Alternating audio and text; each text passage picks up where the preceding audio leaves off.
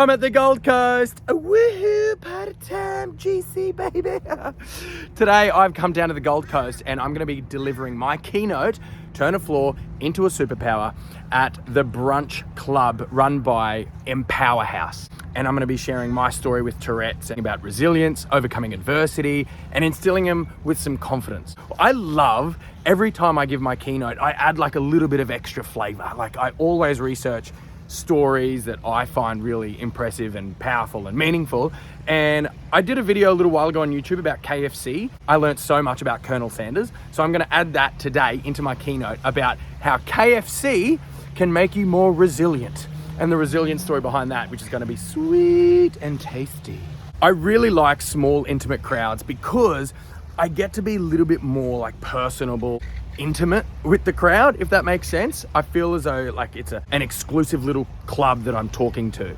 And these are the opportunities I really see where I can open up and be a little bit more vulnerable because I don't have 2,000 eyeballs staring at me. These are the moments where I can really connect to my audience. Open up, show a little bit more vulnerability and create an atmosphere where it's a safe space to say whatever and open up and share. So there are going to be a few little things that I've never added into my keynote that I'm going to be saying this morning. I've also been learning so much about resilience and how to be more resilient.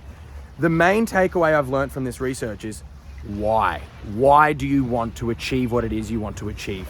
The way I look at it is like if you're going on a long distance drive in a car, but you don't know the destination, well, you're going to get lost in the twists and turns and the roundabouts and the dead end roads.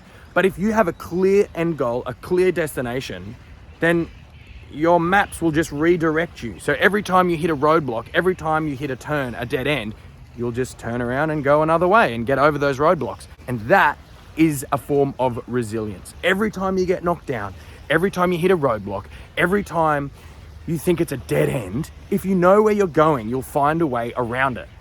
And that is being able to get back up after being knocked down. If you have a goal that you're working on and you get knocked backwards, if you get a rejection, to be resilient is reminding yourself, no, I want to get there and I just met a roadblock. So how can I get around that roadblock and keep going?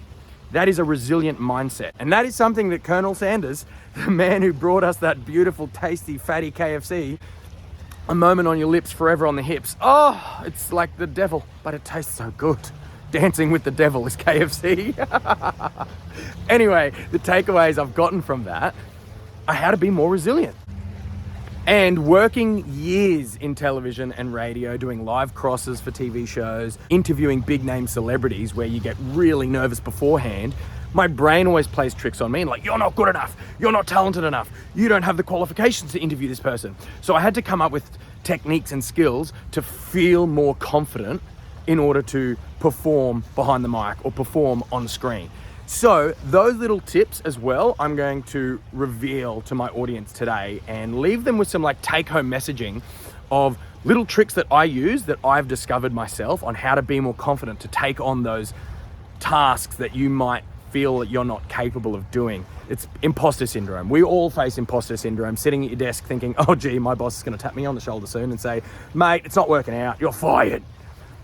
It's called imposter syndrome and everyone faces it. I don't care who you are or how confident you think you are or how capable you think you are.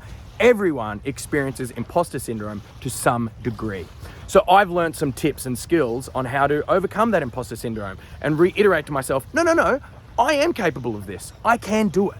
So I'm going to leave my audience today with a few little tips that I've learned on how to overcome that imposter syndrome mindset.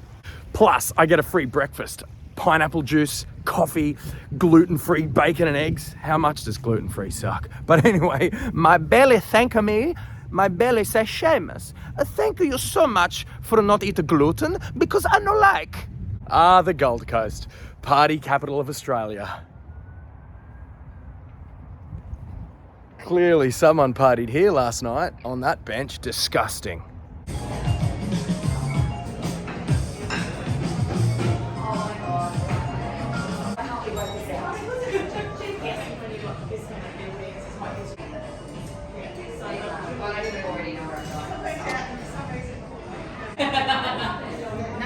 Just all the stars, just like that. And all the stars. So she finished up there. Setting a woman who has never taken a sick day in 20 years. All right, everybody at a powerhouse, did we have fun?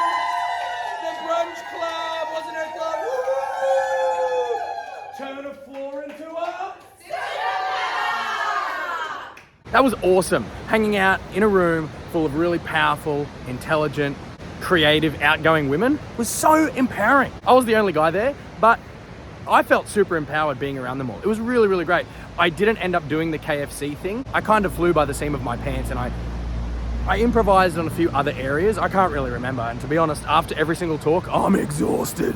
Honestly though, after a talk, like I did that maybe 4 or 5 hours ago. After a talk, I am so flat. Like for that 45 minutes to an hour, I am 100%. I go all out like a pinball machine. Ding, ding, ding, ding, ding, ding, ding, ding, ding, ding. My hyperactivity just kicks in and I go a million miles an hour.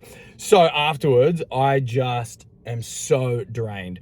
So I took a moment and I had a break and I just laid down and did nothing. And so now I'm back home and ready to edit this video. So if you like this video, give it a like, give it a subscribe, and I'll upload more.